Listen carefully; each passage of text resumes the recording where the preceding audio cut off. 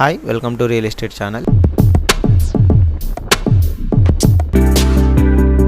రాష్ట్రం ఎంతో ఆశిస్తూ ఉంది. కాంగ్రెస్ పార్టీ ఎన్నో ఆశలు కల్పించడంతో ప్రజలు వాటిని నమ్మి అధికారంలోకి తెచ్చారు.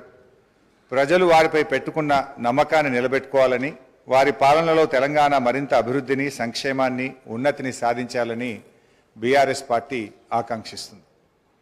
రాజకీయ కారణాల రీత్యా కాంగ్రెస్ నాయకులు అవునన్నా కాదన్నా, ఒప్పుకున్నా ఒప్పుకోకపోయినా తెలంగాణ రాష్ట్రం ఆర్థికంగా బలపడడానికి బీఆర్ఎస్ ప్రభుత్వం బలమైనటువంటి పునాదులు వేసింది. సువిశాలమైన ప్రగతి దారులను నిర్మించింది. కొత్త ప్రభుత్వం ఆ దారుల వెంట ముందడుగు వేస్తూ ప్రజలే కేంద్రంగా పనిచేయాలన్నటువంటిది మా కోరికే కాదు, ప్రజల కోరిక కూడా. రాజకీయ కక్షలు చుట్టూ పరిభ్రమించే వైఖరికి భిన్నంగా అభివృద్ధి కక్షలో పరిభ్రమిస్తే వారికి మంచిది, ప్రజాస్వామ్య వ్యవస్థలకు మంచిది, ప్రజలకు కూడా మంచిది అధ్యక్ష. కానీ ఈ సభలో మొన్న ముఖ్యమంత్రి గారు మాట్లాడినటువంటి తీరు కానీ, ఈ శ్వేతపత్రం తీరును చూస్తుంటే ప్రజలు ప్రగతి అనే కోణం కన్నా రాజకీయ ప్రత్యర్థుల మీద దాడి, వాస్తవాల వక్రీకరణ కోణమే కనబడతా ఉంది అధ్యక్ష. ఎందుకంటే అధ్యక్ష, ఈరోజు ఈ ఆర్థిక శ్వేతపత్రం ఒకసారి మనం చూస్తే ఇందులో పేజ్ నెంబర్ 5లో అధ్యక్ష, అంటే చాలా విషయాలు ఉన్నాయి. మాకున్న కొద్ది సమయంలో, ఎందుకంటే ఈ దేశంలోని అనేక రాష్ట్రాల వివరాలు చాలా కన్వీనియంట్గా వాళ్ళకు అవసరమైనటువంటివి ఇందులో పొందుపరిచే ప్రయత్నం చేసినారు. బట్ అధ్యక్ష, ఇందులో పేజ్ నెంబర్ 5లో కర్ణాటక రాష్ట్రానికి సంబంధించి బడ్జెట్ ఎస్టిమేట్స్ అండ్ ఎక్స్పెండిచర్ది మేము కాగ్ రిపోర్ట్ ఇప్పుడే నెట్లో ప్రింట్అవుట్ తీస్తే అధ్యక్ష, బడ్జెట్ ఎస్టిమేట్స్ కర్ణాటకది 2,31,142 కోట్లుంటే ఇక్కడ 2,31,642 కోట్లుగా చూపించారు.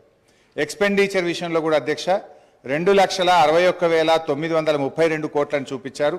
కానీ కాగ్ రిపోర్టు నివేదిక ఆధారంగా ఎక్స్పెండిచరు 2,54,525 కోట్లు, అంటే దాదాపు 7,000 కోట్లు ఎక్స్పెండిచర్ ఎక్కువ చూపించినట్టుగా ఈ కాగ్ రిపోర్ట్ను బట్టి చూస్తాం. అంటే మొత్తంగా తప్పుల తడకతోని ఈ వివరాలను వాళ్ళు పొందుపరిచిండ్రు. వాళ్ళు కేవలం ఇదంతా కూడా ఒక గత ప్రభుత్వాన్ని బదనాం చేయాలనేటువంటి ధోరణి కనబడతా ఉంది అధ్యక్ష. అదేవిధంగా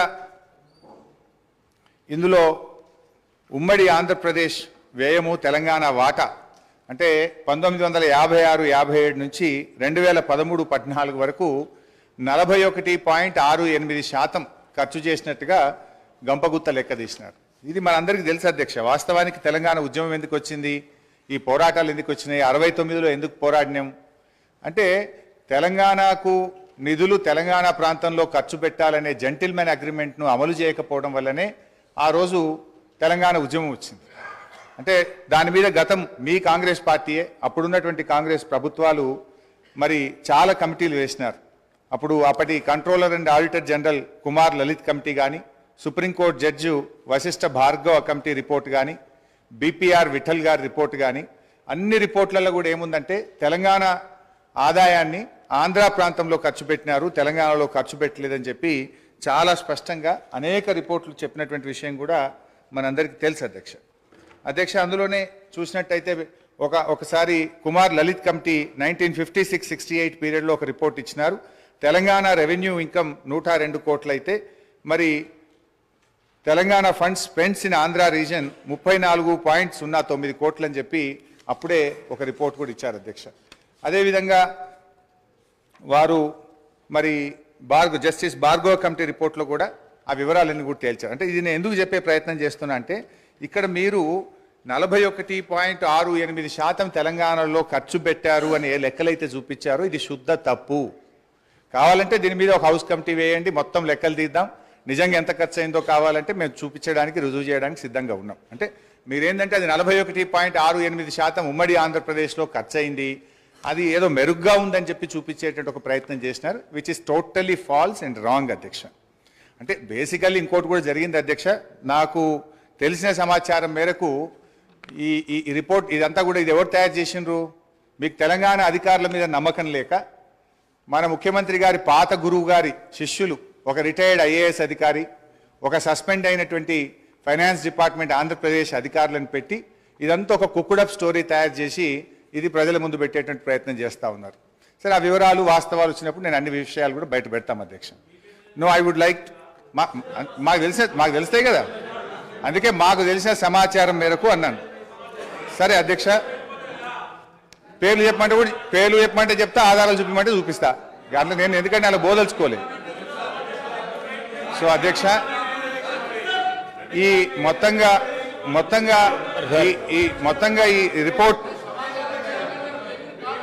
ఆబ్జెక్షన్ సార్. సార్, సమాచారం పూర్తి స్థాయిలో నిర్ధారణ చేసుకున్న తర్వాత ఫ్లోర్ మీద మాట్లాడితే బాగుంటుంది సార్. వారు సీనియర్ శాసనసభ్యులు నిరాధారమైన అంటే సత్యదూరమైన మాటలు చెప్పి ప్రజలను సభను ప్రక్కదారి పట్టించే కార్యక్రమం చేస్తా ఉన్నారు అధ్యక్ష. I would like to request use అధ్యక్ష, ఈరోజు లెక్కల తప్పు ఉంటే తప్పకుండా తప్పో ఒప్పో మా ఫైనాన్స్ మినిస్టర్ గారు తప్పకుండా చెప్తారు. కానీ ఎవరో ప్రిపేర్ చేశారు, ఎవరో ముందు పెట్టారు, ఏదో అపోగలదు. I request honourable member to withdraw the word sir, otherwise expunge from the records. ఇక్కడ సార్ పేర్లు చెప్పమంటారా? మరి పేర్లు కూడా చెప్పమంటారా? అధ్యక్ష, నేను మాకున్నటువంటి సమాచారం మేరకు అని చెప్పానే తప్ప నేను పేర్లు చెప్పలేదు. సో అది ఒకవేళ తప్పైతే మీ సమాధానంలో తప్పని చెప్పండి. నేను I stand on my word అధ్యక్ష. అయితే ఈ రిపోర్ట్లో అధ్యక్ష, ముఖ్యంగా ఈ మొత్తం రిపోర్ట్ చూస్తే అధ్యక్ష, అంటే వాళ్ళు బేసికల్లీ ఏ అంశాల్లో అయితే ప్రభుత్వాన్ని తప్పుపట్టచ్చో లేదా గత ప్రభుత్వాన్ని తప్పుపట్టచ్చో, ఏ అంశాల్లోనైతే మనము మెరుగ్గా ఉన్నామని చెప్పే ప్రయత్నం చేసినారో ఒక కన్వీనియంట్గా దీన్ని తయారు చేసినారు. చాలా రంగాల్లో తెలంగాణ రాష్ట్రం అద్భుతమైనటువంటి గత 10 సంవత్సరాల్లో ప్రగతిని సాధించింది. అనేక విషయాల్లో కూడా మనం చాలా మెరుగ్గా ఉన్నాం అధ్యక్ష. కానీ వీళ్ళు తయారు చేసినటువంటి పట్టికలు చూస్తూ ఉంటే అధ్యక్ష, ఏవైతే వాళ్ళకి కన్వీనియంట్గా ఉంటాయో వాటిని చూపించేటువంటి ప్రయత్నం చేసినారు. నార్మల్గా అప్పులను ఎట్లా చూస్తామంటే డెట్ టు జిఎస్డిపి రేషియో చూస్తుంటాం. కానీ ఇక్కడ డెట్ టు జిఎస్డిపి రేషియో టేబుల్ను ఇందులో పెట్టకుండా డెట్ టు రెవెన్యూ రిసిప్ట్స్ చూపించే ప్రయత్నం చేసినారు. ఇప్పుడు అంతర్జాతీయంగా అయినా జాతీయంగా అయినా అప్పులను కొలిచే విధానము డెట్ టు జిఎస్డిపి రేషియో. కానీ ఇందులో ఆ టేబుల్ని ఎక్కడ కూడా చూపించకుండా డెట్ టు రెవెన్యూ రిసిప్ట్స్, అది కూడా ఒక కరోనా ఇయర్ 2021-22 కరోనా సంవత్సరాన్ని తీసుకొని దాని ప్రకారంగా ఇక్కడ చూపించేటువంటి ప్రయత్నం చేసినారు. వాస్తవానికి అధ్యక్ష, డెట్ టు జిఎస్డిపి రేషియో చూస్తే ఇది నా లెక్క కాదు అధ్యక్ష, రిజర్వ్ బ్యాంక్ ఆఫ్ ఇండియా ప్రకటించినటువంటి లెక్కలు. డెట్ టు జిఎస్డిపిలో చూస్తే అధ్యక్ష, అప్పులు తక్కువ తీసుకున్నటువంటి రాష్ట్రాల్లో కింది నుంచి మనం 5వ స్థానంలో ఉన్నాం. అంటే మనకంటే 22 రాష్ట్రాలు తెలంగాణ కంటే అప్పు ఎక్కువ తీసుకున్నటువంటి రాష్ట్రాలు ఈ దేశంలో ఉన్నాయి అధ్యక్ష. అందులో చూస్తే అధ్యక్ష, ఆ వివరాల్లోకి మళ్ళీ పోతే కావాలంటే ఈ టేబుల్ మీ ద్వారా గౌరవ ఫైనాన్స్ మినిస్టర్ గారికి ప్రభుత్వానికి కూడా నేను ఇవ్వడానికి నాకేం అభ్యంతరం లేదు అధ్యక్ష. అదేవిధంగా అధ్యక్ష, ఇట్లా అనేక విషయాల్లో అప్పుల విషయంలో కూడా వాస్తవానికి మనకంటే ఎక్కువ అప్పులు తీసుకున్న రాష్ట్రాలు కూడా ఉన్నాయి అధ్యక్ష. మొన్నటిదాకా మరి కాంగ్రెస్ పార్టీ అధికారంలో ఉన్నటువంటి రాష్ట్రాలు, రాజస్థాన్ చూస్తే 2022-23 నాటికి 5,37,013 కోట్ల రూపాయల అప్పు. మరి అదేవిధంగా కర్ణాటక కూడా 5,35,157 కోట్ల రూపాయలు. కానీ ఇవన్నీ ఏంటంటే వాళ్ళు ఆ డెట్ టు జిఎస్డిపి రేషియోలో కానీ ఆ సంఖ్య పరిమాణం కానీ చూపించకుండా ఒక కన్వీనియంట్గా ప్రజల్ని తప్పుదో పట్టించే విధంగా ఒక కుక్డప్ స్టోరీ తయారు చేసే ప్రయత్నం చేసినారు అధ్యక్ష. అదేవిధంగా క్యాపిటల్ ఎక్స్పెండిచర్లో సరే వాళ్ళు చూపించిన లెక్క ప్రకారమే 54,000 కోట్లు గత 10 ఏళ్లలో క్యాపిటల్ ఎక్స్పెండిచర్ చేసినట్టుగా చూపించారు. కానీ తెలంగాణ రాష్ట్ర ప్రభుత్వం వచ్చిన తర్వాత గత 9 ఏళ్లలో 3,36,916 కోట్ల రూపాయల క్యాపిటల్ ఎక్స్పెండిచర్ జరిగింది. కానీ దీన్ని చూపించే ప్రయత్నం చేయరు. అంటే ఇలా ఎంత క్యాపిటల్ ఎక్స్పెండిచర్ జరిగింది, ఎటుపోయింది డబ్బంతా కూడా అంటే రేపు రాష్ట్ర అవసరాల కోసం, రేపటి భవిష్యత్ తరాల కోసం మేము ఆస్తుల కల్పన చేసేటువంటి ప్రయత్నం చేసినాం. కానీ వాళ్ళ దాంట్లో మరి ఇంత పెద్ద ఎత్తున క్యాపిటల్ ఎక్స్పెండిచర్ జరిగింది అని ఆ నివేదికలో చూపెట్టకుండా ఒక పక్షపాతమైనటువంటి నివేదికను చూపెట్టే ప్రయత్నం చేసినారు. ఈ పేపర్ కూడా కావాలంటే మీ ద్వారా వారికి పంపిస్తాను అధ్యక్ష. అదేవిధంగా అధ్యక్ష, SOTR రాష్ట్ర ప్రభుత్వ సొంత ఆదాయ వనరుల అభివృద్ధిలో ఇవాళ దేశానికే తలమానికంగా తెలంగాణ రాష్ట్రాన్ని నిలిపినాం అధ్యక్ష. ఇవాళ దక్షిణ భారతదేశంలో 15.6% వృద్ధి రేటులో తెలంగాణలో స్వంత ఆదాయ వనరుల వృద్ధిలో ఈ దేశంలో తెలంగాణ నంబర్ 1 స్థానంలో నిలిపిన దాన్ని ఎక్కడ ఇందులో చూపించేటువంటి ప్రయత్నం చేయలేదు అధ్యక్ష. నా దగ్గర 2015-16 నుంచి 2020-21 వరకు SOTRలో రాష్ట్రాల ఆదాయాల వృద్ధిని మరి CAG రిపోర్ట్ అధ్యక్ష, ఇది CAG ఇచ్చినటువంటి రిపోర్ట్ ప్రకారంగా 11.5%తో 2020-21 నాటికి తెలంగాణ మరి మేజర్ స్టేట్స్లో ప్రథమ స్థానంలో ఉన్నటువంటి పేపర్ కూడా మీ ద్వారా వారికి పంపిస్తాం అధ్యక్ష. అంటే మన ఆదాయం ఎట్లా పెరిగింది, మన ఆస్తుల కల్పన ఎట్లా పెరిగింది, మన క్యాపిటల్ ఎక్స్పెండిచర్ ఎట్లా చేసినాము అవేవి చూయించకుండా కన్వీనియంట్గా ఒక మిస్లీడ్ చేసేటువంటి ప్రయత్నం ఈరోజు ప్రభుత్వం చేస్తూ ఉంది అధ్యక్ష. అట్లే మెడికల్ అండ్ హెల్త్ దాని విషయంలో కూడా ఏదో మనం తక్కువ ఖర్చు పెట్టామని, వాస్తవానికి అధ్యక్ష మెడికల్ అండ్ హెల్త్ విషయంలో చూస్తే 2014-15లో మన రాష్ట్ర బడ్జెట్ 2432 కోట్లుంటే ఈ సంవత్సరం మన బడ్జెట్లో పెట్టింది 12,161 కోట్లు, అంటే దాదాపు 6 రెట్లు పెంచినాం అధ్యక్ష. అట్లా డీటెయిల్గా ఇయర్ వైజ్ కూడా ఉంది అధ్యక్ష. 2014-15లో 2432 ఉంటే 15-16 3,344, 16-17 5,130. I don't want to take much time, but finally 12,161 కోట్ల రూపాయలు పెట్టి వైద్య ఆరోగ్య రంగంలో అద్భుతమైనటువంటి ప్రగతిని మనం సాధించినాం అధ్యక్ష. అదేవిధంగా అధ్యక్ష ఇందులో కొన్ని కారణాలు కూడా ఉన్నాయి. వీళ్ళు ఏంటంటే ఎంతసేపు అప్పులు పెరిగినాయని చెప్పి ఒక బురద జల్లేటువంటి ప్రయత్నం చేస్తూ ఉన్నారు. ఇలా కరోనా వచ్చింది అధ్యక్ష. కేంద్ర ప్రభుత్వమే కొన్ని ప్రత్యేక పరిస్థితుల్లో కరోనా వచ్చిన 2 ఆర్థిక సంవత్సరాల్లో అన్ని రాష్ట్రాలని, దేశంలోని అన్ని రాష్ట్రాల్లో కూడా మీరు మరి మీ ఆదాయం తగ్గింది కనుక మీ రుణ పరిమితికి మించి మరి డబ్బు తీసుకొని రాష్ట్రంలో క్యాపిటల్ ఎక్స్పెండిచర్ చేయండి అని చెప్పి కేంద్ర ప్రభుత్వం వెసులుబాటు కల్పించింది అధ్యక్ష. దాంట్లో చూస్తే అధ్యక్ష డిస్కామ్ లోన్స్, ఈ డిస్కామ్ లోన్స్ కేంద్ర ప్రభుత్వం తీసుకోవడం ద్వారా అవి 8,923 కోట్ల రూపాయలు మన అప్పుల్లో జమ చేయడం జరిగింది. అదేవిధంగా ట్యాక్స్ డెవల్యూషన్లో 2019-20 సంవత్సరంలో ట్యాక్స్ డెవల్యూషన్ మీకు ఒక హక్కుగా రాష్ట్రాలకు వచ్చేటువంటి డబ్బు ఈ సంవత్సరం ఇవ్వలేకపోతున్నాం కనుక 1,435 కోట్ల రూపాయలని మీరు FRBMలో భాగంగా తీసుకోమని చెప్పారు అధ్యక్ష. అదేవిధంగా 2019-20లో ఫైనాన్స్ కమిషన్ కూడా 0.25% FRBMలో అదనంగా తీసుకోవడానికి అనుమతి ఇచ్చింది అధ్యక్ష. అదేవిధంగా 2020-21లో కరోనా సంవత్సరంలో 1.75% FRBMలో అదనంగా తీసుకోవడానికి, అంటే 17,558 కోట్లు మరి కరోనా వచ్చి దేశంలో ఆర్థిక మాంద్యం ఏర్పడింది. మరి మళ్ళీ ఆర్థిక వ్యవస్థ మెరుగుపడాలంటే దేశంలోని అన్ని రాష్ట్రాలు కూడా మీరు FRBMలో అదనంగా రుణాలు సేకరించి క్యాపిటల్ ఎక్స్పెండిచర్ మీద ఖర్చు పెట్టమని చెప్పి కేంద్ర ప్రభుత్వం వెసులుబాటు కల్పిస్తే ఇది ఒక 17,558 కోట్లు అదనంగా వచ్చింది అధ్యక్ష. అదేవిధంగా అడిషనల్ లోన్స్ ఆన్ 1%, ఇది 2021-22లో కూడా కరోనా సందర్భంగా మరో 10,784 కోట్లు. మొత్తంగా కేంద్ర ప్రభుత్వమే రాష్ట్రాలను కరోనా సందర్భంగా కానీ, ట్యాక్స్ డెవల్యూషన్లో భాగంగా కానీ, ఫైనాన్స్ కమిషన్ కానీ, డిస్కామ్ల ఉదయ్ లోన్స్ కానీ ఒక 41,159 కోట్ల రూపాయలు కేంద్ర ప్రభుత్వ నిర్ణయాల వల్ల ఇది రాష్ట్రాల మీద అదనంగా వచ్చినటువంటి భారంగా మనం చెప్తా ఉన్నాం అధ్యక్ష. అధ్యక్ష ఇలా మేము మా హయాంలో జాగ్రత్తగా చేసినాం. ఒకవైపు కరోనా, మరొక వైపు కేంద్ర ప్రభుత్వం యొక్క వివక్ష, ఈ రెండిటి మధ్య కూడా మేము ఎక్కడ కూడా రాష్ట్రంలో సంక్షేమ కార్యక్రమాలు కానీ, అభివృద్ధి కార్యక్రమాలు కానీ ఎక్కడ కూడా ఆగకుండా మేము ముందుకు పోయినటువంటి పరిస్థితి. ఒకవైపు కేంద్ర ప్రభుత్వం నుంచి అధ్యక్ష మన రాష్ట్రానికి హక్కుగా రావాల్సినటువంటి డబ్బులు ఇవ్వకుండా కేంద్రం వివక్ష చూపుతూ వచ్చింది. మేము అసెంబ్లీలో ఇక్కడ పోరాడినాం, కేంద్రంలో మా ఎంపీలు పోరాడినారు, కానీ ఇదే కాంగ్రెస్ పార్టీ నాయకులు కానీ ఢిల్లీలో ఏ రోజు కూడా ఈ రాష్ట్రానికి రావాల్సిన హక్కుల గురించి, నిధుల గురించి మాట్లాడినటువంటి పరిస్థితి లేదు అధ్యక్ష. అధ్యక్ష ఈరోజు 1,00,000 కోట్ల రూపాయలు పైగా, ఉదాహరణకు అధ్యక్ష ఈరోజు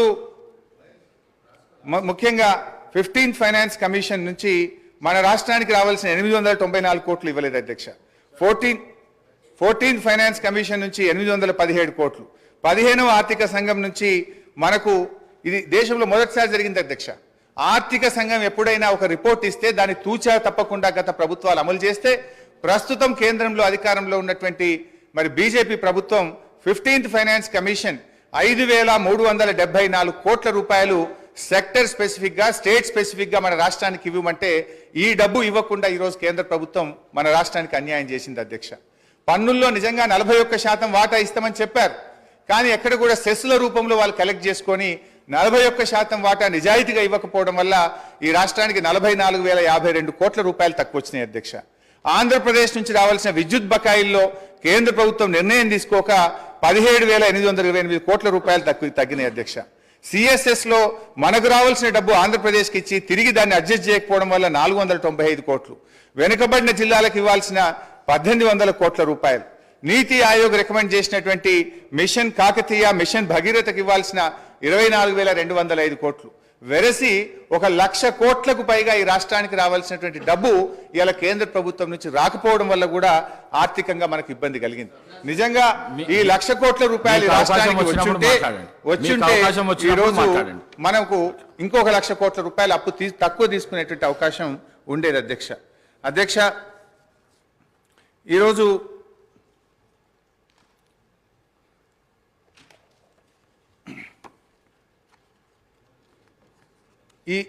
ఈ బుక్లో కూడా అధ్యక్ష మీరు చూసినట్టయితే రెండు మూడు రకాలుగా మీరు ఇందులో చూస్తే అధ్యక్ష, అసలు వీళ్ళే స్పష్టంగా రాసిండ్రు.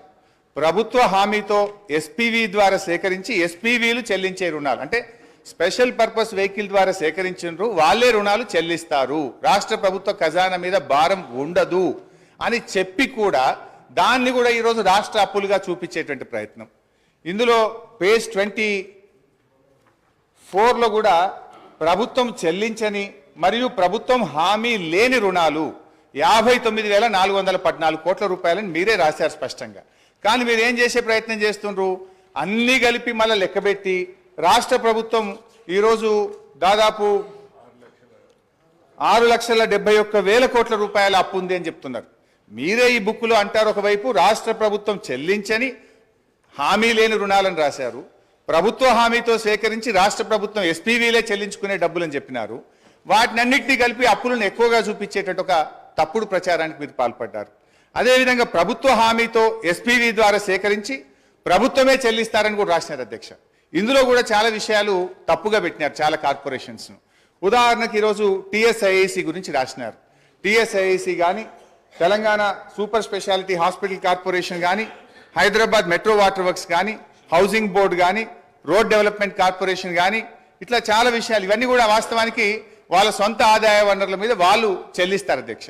కానీ ఇది రాష్ట్ర ప్రభుత్వమే చెల్లిస్తుందని, ఇది రాష్ట్ర ప్రభుత్వం అప్పుగా చూపించేటువంటి ఒక తప్పుడు ప్రయత్నానికి కూడా దీంట్లో పాల్పడ్డారు. అంటే బేసిక్గా ఇదంతా కూడా ఒక తప్పుల తడక, ఒక అంకెల గ్యారెడ్తోని ఇది ఏదో ఈ రాష్ట్ర ప్రభుత్వం మీద గత ప్రభుత్వం మీద బురద జల్లాలే, లేదు వాళ్ళ హామీల నుంచి తప్పించుకునేటువంటి ఒక ప్రయత్నానికి దారులు వెతుకుతున్నారేమో అని అనిపిస్తూ ఉంది అధ్యక్ష. ఇంకా డీటెయిల్స్లో పోదామంటే మరి మళ్ళీ మీరు టైం ఇయ్యరేమో, నేను చాలా విషయాలు చెప్పాల్సిన అవసరం ఉంది, అందువల్ల నేను షార్ట్గా చెప్పేటువంటి ప్రయత్నం చేస్తూ ఉన్నా అధ్యక్ష. ఇందులో ఇంకో మాట అంటారు, పేజ్ 41లో చేసిన డబ్బుకు అనుగుణంగా ఎటువంటి స్పష్టమైన ఆస్తులు సృష్టించలేదు. ఇది శుద్ధ అబద్ధం అధ్యక్ష. అది ఏం ఆస్తులు క్రియేట్ చేసినాం, ఏం చేసినాం, నా ప్రసంగంలో నేను చెప్పే ప్రయత్నం చేస్తాను అధ్యక్ష. మొత్తంగా అధ్యక్ష, వాళ్ళు చేసిన ప్రయత్నం ఏంటంటే గత ప్రభుత్వాన్ని తప్పుబట్టాలని, గత ప్రభుత్వం మరి ఏదో చేయలేదనేటువంటి చూపించే ప్రయత్నానికి వాళ్ళు ఒక కుక్డప్ స్టోరీ తయారు చేసి కన్వీనియంట్గా కొన్ని విషయాలను మాత్రం పెట్టి, ఎక్కడైతే రాష్ట్రం అద్భుతమైన ప్రగతిని సాధించిందో, ఎక్కడైతే ఇవాళ డెట్ టు జిఎస్డిపి రేషియో చూపించాలి, ఎస్ఓఆర్ చూపించాలి, అదేవిధంగా క్యాపిటల్ ఎక్స్పెండిచర్ చూపించాలి, ఇవన్నీ కన్వీనియంట్గా తప్పించేటువంటి ప్రయత్నం చేసినారు అధ్యక్ష. ఈరోజు రాష్ట్ర ఆర్థిక పరిస్థితి పటిష్టంగా ఆరోగ్యకరంగా ఉందని అనేక రాజ్యాంగబద్ధ సంస్థల నివేదికలు తేల్చి చెప్తా ఉంటే, ఈరోజు కాంగ్రెస్ ప్రభుత్వం మాత్రం ఆర్థిక పరిస్థితిపై అవాస్తవాలను ప్రచారం చేస్తూ ఉంది. తద్వారా రాష్ట్ర ప్రతిష్టను, పరపతిని, ప్రతిపత్తిని, భవిష్యత్ ప్రయోజనాలను దెబ్బతీస్తూ ఉన్నారు అధ్యక్ష. అల్పమైన రాజకీయ ప్రయోజనాల కోసం చేసే ఈ పని తెలంగాణ రాష్ట్ర భవిష్యత్తుకు గొడ్డలి పెట్టుగా మారుతుందని గ్రహించాలని నేను విజ్ఞప్తి చేస్తూ ఉన్నాను. ఆర్థికంగా పటిష్టంగా ఉన్న రాష్ట్రాన్ని దివాలా తీసిన రాష్ట్రంగా దుష్ప్రచారాన్ని చేస్తే దాని పర్యవసానాలు చాలా ప్రమాదకరంగా ఉంటాయి. ఇది కూర్చున్న కొమ్మను నరుక్కునేటువంటి అవివేకమైనటువంటి చర్య. ఈ వైఖరి ఇలాగే కొనసాగితే మార్కెట్లో తెలంగాణకు ఏర్పడ్డ విశ్వసనీయత దెబ్బతింటుంది, పెట్టుబడులు రాకుండా పోతాయి, రాష్ట్రాలకు ఎఫ్ఆర్బిఎం కింద ఇచ్చే 3% రుణాలకు వడ్డీ రేట్లు పెరుగుతాయి, మన తెలంగాణ రాష్ట్ర ప్రభుత్వ బాండ్లకు డిమాండ్ తగ్గుతుంది. దివాలా అనే ప్రభుత్వమే దిక్కుమాలిన ప్రచారం చేస్తే రాష్ట్రంలో జాతీయ, అంతర్జాతీయ సంస్థలు పెట్టుబడులు పెడతాయా? దివాలా తీసిన రాష్ట్రం నీళ్ళు ఇవ్వగలుగుతుందా, కరెంట్ ఇవ్వగలుగుతుందా అనే అపోహలు, అనుమానాలు తలెత్తుతాయి. పర్యవసానంగా పెట్టుబడులు ఆగి ఉపాధి, ఉద్యోగ అవకాశాలు దెబ్బతింటాయి. ఎన్నికల ప్రచారంలో ఇదే గోబల్స్ ప్రచారం చేశారు. సరే ప్రతిపక్షంగా ఉన్నప్పుడు అధికారం కోసమో మా మీద బురద జల్లారని మేము అర్థం చేసుకుంటాం. కానీ ఇవాళ మీరే ప్రభుత్వంలోకి వచ్చి రాష్ట్ర భవిష్యత్తును దెబ్బతీయడం అవివేకం, అన్యాయం, మూర్ఖత్వం, ఇది మూఢత్వం. నూతనంగా ఏర్పడినటువంటి రాష్ట్రం బాలారిష్టాలను అధిగమించింది. పెద్ద నోట్ల రద్దు, ఆర్థిక మాంద్యం, కరోనా వంటి సంక్షోభాలను తట్టుకొని బలీయమైన ఆర్థిక శక్తిగా తెలంగాణ నిలిచింది. కేంద్ర వివక్షను తట్టుకొని సొంత వనరులను సమీకరించుకొని అద్భుతమైన ప్రగతిని, సంక్షేమాన్ని ప్రజలకు అందించింది. కరోనా మహమ్మారి దెబ్బకు యావత్ ప్రపంచ ఆర్థిక వ్యవస్థ తలకిందులైనటువంటి తరుణంలో రాష్ట్రంలో ఆదాయం తగ్గి ఖర్చులు పెరిగిన సమయంలో కూడా ఆ సంవత్సరం వానాకాలం పంట కోసం రైతు బంధు సహాయాన్ని సీజన్ కంటే ఆ రోజు మేము అందించినామని చెప్పి మీకు గుర్తు చేస్తా ఉన్నాను అధ్యక్ష. ఆ ఒక్క సంవత్సరమే కాదు అధ్యక్ష, ఇప్పటి వరకు ఈ రాష్ట్రంలో 11 విడతల దాదాపు 72,000 కోట్ల రూపాయల రైతు బంధు సహాయాన్ని ఎప్పుడు కూడా పంట కాలానికి ముందే రైతులకు ఉపయోగపడే విధంగా అందించినామనేటువంటి విషయాన్ని గుర్తు చేస్తున్నాం. 1 రూపాయి 2 రూపాయలు కాదు, 72,000 కోట్ల రూపాయలు రైతు బంధు కింద ఈ రాష్ట్ర ప్రజలకు నేరుగా సకాలంలో నగదు బదిలీ చేసి ఇలా రైతుల పట్ల మాకుండే ప్రేమను మేము చూపించాం అధ్యక్ష. తెలంగాణ రాష్ట్ర కీర్తిని పెంచినాం, పరపతిని పెంచినాం. ఇప్పుడున్న కాంగ్రెస్ ప్రభుత్వానికి తెలంగాణ హృదయం లోపించడం వల్లనే ఆర్థికంగా ఆరోగ్యంగా ఉన్నటువంటి రాష్ట్రాన్ని కేవలం రాజకీయ లబ్ధి కోసం అప్పుల రాష్ట్రంగా, దివాలా రాష్ట్రంగా, ఒక బీమారు రాష్ట్రంగా సృష్టించేటువంటి ప్రయత్నం చేస్తూ ఉంది. అధ్యక్ష, మీరు విడుదల చేస్తున్నటువంటిది శ్వేతపత్రాల లేక మీరు ఇచ్చినటువంటి హామీలను ఎగవేయడానికి దారులు వెతుకుతున్న పత్రాల అని మాకు అనుమానం కలుగుతా ఉంది అధ్యక్ష. మేనిఫెస్టోలో చెప్పిన 6 గ్యారంటీలు ఇంకా అనేక హామీలు నెరవేర్చలేమనే భయంతో ఎగవేతలకు, కోతలకు రంగం సిద్ధం చేసుకోవడమే ఈ శ్వేతపత్రాల అంతర్యమని మీరు చెప్పకనే చెప్తున్నారనిపిస్తా ఉంది అధ్యక్ష. అయినా ఈ శ్వేతపత్రాల్లో కొత్తగా ఏం చెప్పింది అధ్యక్ష? ఈ వివరాలు ఏవి కొత్త వివరాలు కావు. మీరేదో కొండందవి ఎల్కను పెట్టినట్టు కొత్తగా ఏదో చెప్తున్నారు. ఇదే శాసనసభలో అనేక సార్లు చర్చించాము. గౌరవనీయులు నేటి ఉప ముఖ్యమంత్రి గారు ఇక్కడ ఉండి వారు మాట్లాడినారు. ఇవాళ మీ మేనిఫెస్టో కమిటీ చైర్మన్ ప్రస్తుత మంత్రివర్యులు శ్రీధర్ బాబు గారు కూడా ఇక్కడ నుంచి ఈ వివరాలన్నీ సభలో చర్చించినటువంటివే. ఇందులో కొత్త విషయాలేం లేవు. ఇవాళ మీరేంటంటే మా మీద బురద జల్లాలనేటువంటి ఒక ప్రయత్నం అంతే తప్ప ఇందులో కొత్త విషయాలేం కనబడతలేవు అధ్యక్ష. ఎందుకంటే ఆధారాలు కూడా ఉన్నాయి అధ్యక్ష. గౌరవనీయులు బట్టి విక్రమార్క గారు, ఇది శాసనసభ రికార్డు అధ్యక్ష, వారు ఇవాళ ఈ రిపోర్ట్లో ఉన్నటువంటి విషయాలను ఫిబ్రవరి 8, 2023 ఇదే సంవత్సరంలో బడ్జెట్ మీద చర్చ జరిగినప్పుడు ఇవే అంశాలు చెప్పారు అధ్యక్ష. నేను I can read out the details also అధ్యక్ష. అంటే బట్టి గారు ఆ రోజు ఇక్కడి నుంచి ఏం మాట్లాడినరో ఇవాళ ఆర్థిక మంత్రిగా అక్కడ నిలబడి కూడా అవే విషయాలు చెప్పినారు తప్ప ఇందులో పెద్ద కొత్త విషయాలు బయట పెట్టిందో, కొత్త ముచ్చట్లు చెప్పిందో ఏమి లేదు. కాకపోతే కొంత కన్వీనియంట్గా కొన్ని విషయాలను దాచిపెట్టి కేవలం గత ప్రభుత్వం మీద బుర్ర జల్లే విధంగా కొన్ని టేబుల్స్ మీరు తయారు చేసినారు అధ్యక్ష. ఒక సీనియర్ శాసనసభ్యుడిగా నాకున్న రాష్ట్ర ఆర్థిక మంత్రిగా పనిచేసిన అనుభవంతో చెప్తా ఉన్న అధ్యక్ష, ఈ దేశంలో కానీ ఏ రాష్ట్రంలోనైనా డబ్బులు బీరువాల్లో, అల్మారాల్లో కట్టల రూపంలో ఏ ప్రభుత్వం దగ్గర కూడా నిల్వ ఉండదు అధ్యక్ష. రూపాయి అనేటువంటిది ఖజానాకు రావడం, పోవడం అనేటువంటిది ఒక నిరంతర ప్రక్రియ అధ్యక్ష. ఇది ఆర్థిక సూత్రం. ఈ చక్రం కదిలితేనే ఆర్థిక వ్యవస్థ ఆరోగ్యంగా ఉంటుంది. భారతదేశం ఏర్పడినప్పటి నుంచి ఇప్పటి వరకు ఏ రాష్ట్రంలోనైనా ఇవాళ ప్రభుత్వాలకు పన్నులు, పన్నేతర మార్గంలో ఆదాయం సమకూరుతుంది. ఇవాళ చిప్ప చేతికి ఇవ్వడం, మనము దివాలా తీయడం అనేటువంటిది శుద్ధ తప్పు.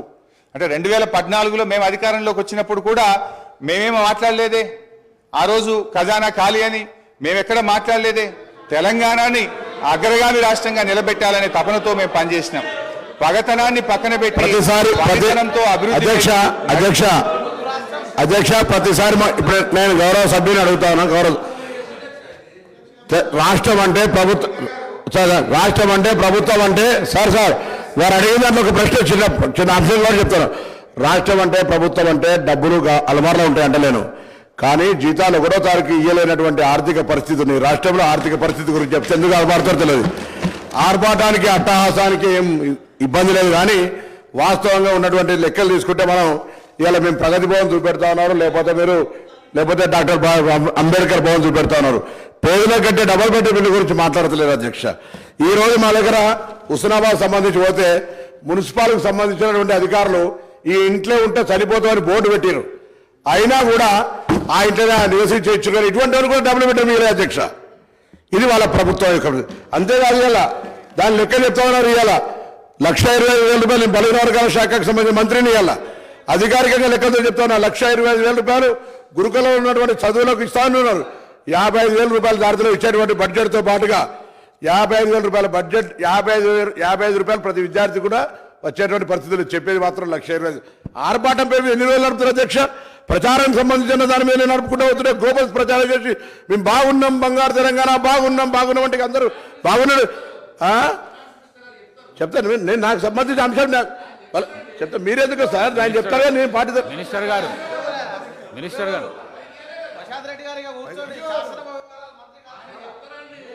హరీష్ రావు గారు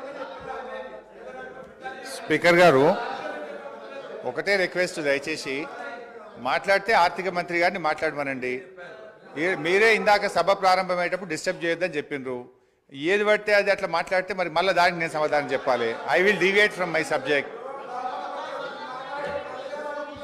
అధ్యక్ష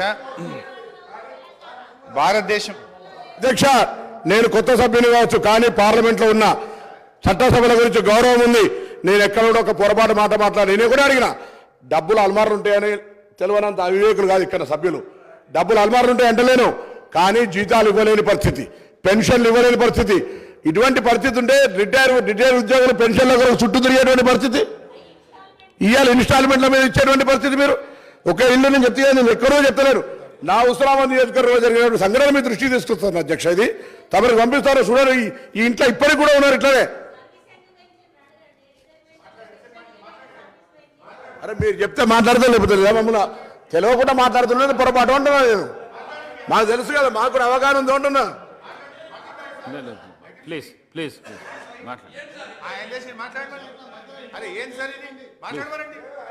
మాట్లాడండి హరీష్ రావు ప్లీజ్ మాట్లాడండి ఇది పద్ధతి కాదు అధ్యక్ష మీరు కూడా అట్లా ఇట్లా మీరు ఇంటరప్ట్ చేయడం ఇది సభకు మంచిది కాదు అధ్యక్ష అధ్యక్ష ప్రజాస్వామ్యం దేవాలయంగా భావించే పవిత్రమైనటువంటి శాసనసభ వేదికగా రాష్ట్ర ఆర్థిక పరిస్థితి పటిష్టంగా ఉందని బీఆర్ఎస్ ప్రభుత్వ హయాంలో ఆర్థిక నిర్వహణ సమర్థవంతంగా జరిగిందని నిరూపించే వాస్తవాలతో కూడిన స్థూల ఆర్థిక వివరాలు మీ ద్వారా ఈ సభ ముందు ఉంచే ప్రయత్నం చేస్తాం అధ్యక్ష ఈ వివరాలు కూడా ఎక్కడి నుంచో నేను చెప్తలేను నిన్నగాక మొన్న కొత్తగా పదవీ బాధ్యతలు చేపట్టినటువంటి మన రాష్ట్ర ఆర్థిక మంత్రివర్యులు ఉప ముఖ్యమంత్రి గారు విడుదల చేసిన నివేదికల నుంచే చెప్తున్నా ఇదేమి నేను సొంతగా చెప్తున్నది లేదు this is your own report this is your own book released by finance minister గారు అధ్యక్ష 2013-14 ఆర్థిక సంవత్సరానికి ఉమ్మడి ఆంధ్రప్రదేశ్లో ఆ రోజు 1,61,348 కోట్ల బడ్జెట్ పెడితే అధ్యక్ష తెలంగాణ ఏర్పాటు కాగానే 2014-15 ఆర్థిక సంవత్సరానికి 10 జిల్లాల తెలంగాణ కోసం 1,637 కోట్ల రూపాయల బడ్జెట్ పెట్టినాం అధ్యక్ష అదే 2023-24 సంవత్సరానికి 2,90,296 కోట్ల రూపాయల బడ్జెట్ ప్రవేశపెట్టాం అంటే 9 ఏళ్ల మా ప్రభుత్వ హయాంలో దాదాపు 3 రెట్లు బడ్జెట్ పెరిగిందనేటువంటి విషయాన్ని మీ ద్వారా సభ దృష్టికి తెస్తా ఉన్నాను అధ్యక్ష అదేవిధంగా జిఎస్డిపి జీడిపి అధ్యక్ష తెలంగాణ ఏర్పడే నాటికి రాష్ట్ర ఆర్థిక పరిస్థితి దయనీయంగా ఉండేది రాష్ట్ర ఏర్పాటుకు ముందు 2 ఏళ్లలో జిఎస్డిపి వార్షిక వృద్ధి రేటు 12% మాత్రమే ఇది జాతీయ వృద్ధి రేటు అయినటువంటి 13.4% కంటే తక్కువ రాష్ట్రం ఆవిర్భవించిన తర్వాత మా ప్రభుత్వం అనుసరించిన పటిష్టమైన ఆర్థిక విధానాల వల్ల జిఎస్డిపి క్రమేణా పెరుగుతూ వచ్చింది 2013-14లో జిఎస్డిపి 4,51,580 కోట్లు వృద్ధి శాతం 12.4%. 2022-23లో మన రాష్ట్ర జిఎస్డిపి 13,13,391 కోట్లు వృద్ధి శాతం 16.3గా నమోదైంది. గత 9 ఏళ్లలో తెలంగాణ రాష్ట్ర జిఎస్డిపి 159.6% వృద్ధి రేటును సాధించింది. 4 కోట్ల ప్రజానికం కలిగిన తెలంగాణ చిన్న రాష్ట్రమైన ఆర్థికంగా మిన్న రాష్ట్రంగా నిలిచింది. దేశంలో ఎక్కువ జిఎస్డిపి కలిగిన 8వ రాష్ట్రంగా నిలిచింది. ఇదే సమయానికి దేశ జీడిపి 1,12,33,522 కోట్ల నుంచి 2,72,40,712 కోట్లకు పెరిగింది. అంటే 118% వృద్ధి రేటుకు పరిమితమైంది. 9 ఏళ్ల దేశ జీడిపి 118% వృద్ధి రేటు సాధిస్తే మన రాష్ట్ర జీడిపి మాత్రం 159.6% వృద్ధి రేటును సాధించింది. అంటే 41.6% అధిక వృద్ధి రేటును తెలంగాణ నమోదు చేసి మన మెరుగైనటువంటి ప్రగతిని ఇవాళ నమోదు చేసింది అధ్యక్ష. ఇది ఎక్కడా వాళ్ళ నివేదికలో కనబడదు అధ్యక్ష. దేశ జనాభాలో 2.9% ఉన్న తెలంగాణ దేశ జీడిపికి 4.9% వాటా కాంట్రిబ్యూట్ చేయడం మన రాష్ట్ర ఆర్థిక పటిష్టతకు ఇది తిరుగులేని నిదర్శనం.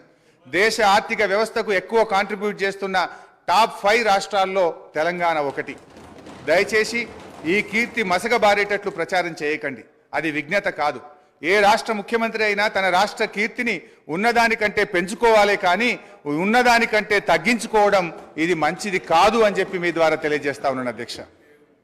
అధ్యక్ష, తలసరి ఆదాయం రాష్ట్ర అభివృద్ధిని సూచించే ప్రజల సూచిక తలసరి ఆదాయం 2013-14లో తలసరి ఆదాయం 1,12,162 రూపాయలు, వృద్ధి రేటు 11%.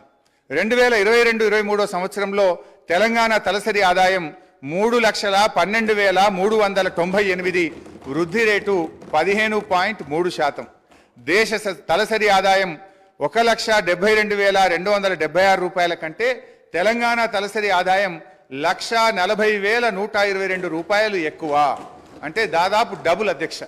చిన్న రాష్ట్రాలు సిక్కిం, ఢిల్లీ మినహా తలసరి ఆదాయంలో తెలంగాణ దేశంలో నంబర్ 1 స్థానంలో ఉంది. ఇది శ్వేతపత్రాలతోనో రాతపత్రాలతోనో చెరిపేయలేనటువంటి సత్యం, ఇది నిజం. కానీ ఇది ఎక్కడ మీ శ్వేతపత్రంలో కనబడదు. రాష్ట్రం యొక్క ప్రతిష్టను తగ్గించే ప్రయత్నం చేసింది తప్ప రాష్ట్రం సాధించిన విజయాలను శ్వేతపత్రంలో జాగ్రత్తగా దాచిపెట్టినారు అధ్యక్ష.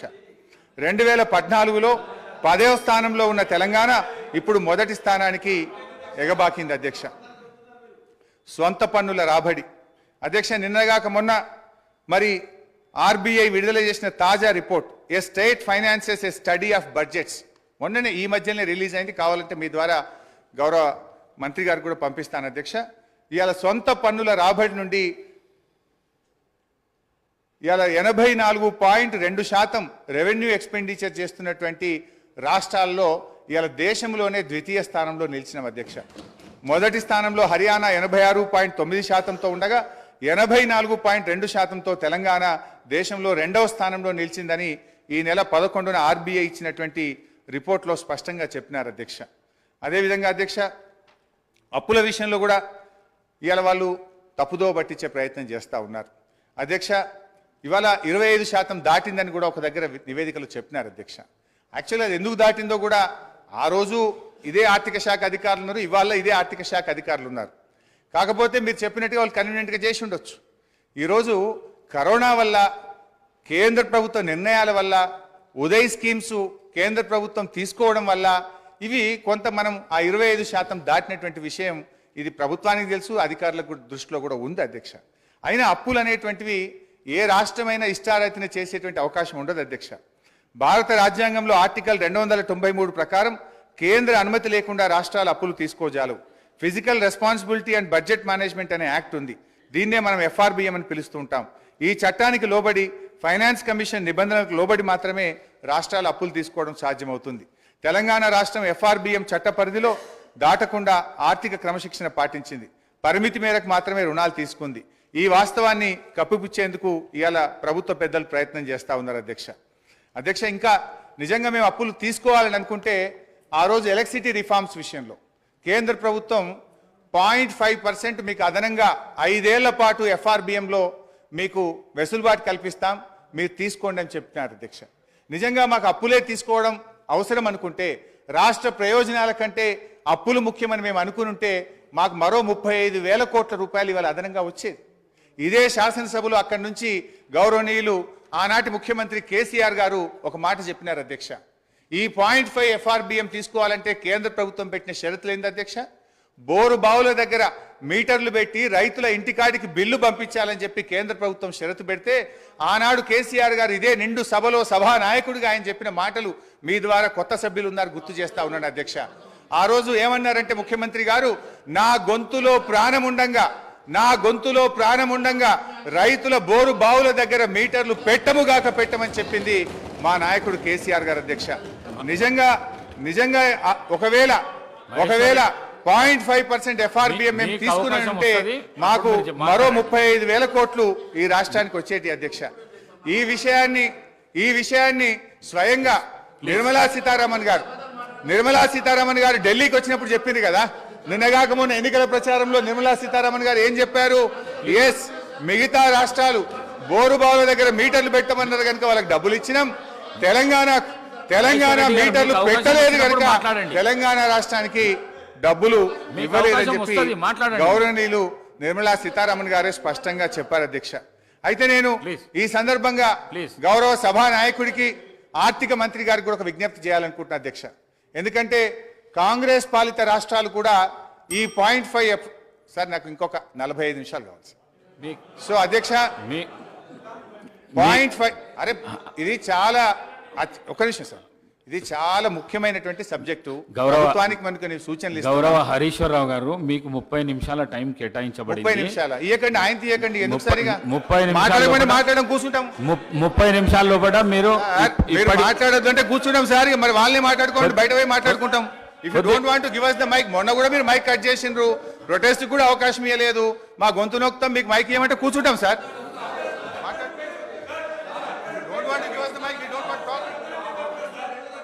నేను నా మాట కొద్దిగా వినండి. 30 నిమిషాల టైం కేటాయించబడింది, 45 నిమిషాలు అయింది.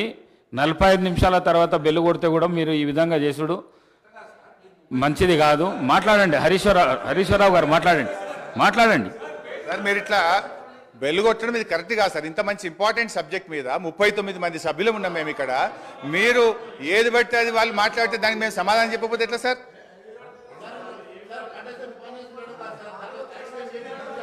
సో అధ్యక్ష, మేము